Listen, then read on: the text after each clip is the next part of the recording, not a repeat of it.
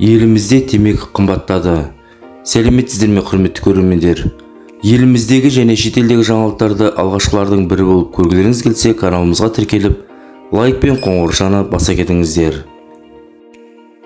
Елімізде темекі қымбаттады. Бағаны көтеру туралы Қаржы министрлігінің бұйрығы күшіне енді. Оған сай ең төменгі баға 710 теңге болды. Яғни шылым 60 теңгеге қымбаттап отыр. Бұған дейін ең арзан баға 650 теңге еді. Ал 2024 жылдан бастап темекі құны тағы да көтеріледі. Ол кезде ең төменгі баға 770 теңге болмақ. Бұған келер жылы акциздің 14%-ке қымбаттауы және шикізат пен логистика бағасының көтерілуі түрткі болмақ. Әрі қымбатшылық арқылы никотинге тәуелділерді азайту көзделген. Осы және өзге де жаңалықтарды алғашқылардың бірі болып көргілеріңіз келсе, каналымызға тіркеліп, лайк пен қоңырауды баса кетіңіздер.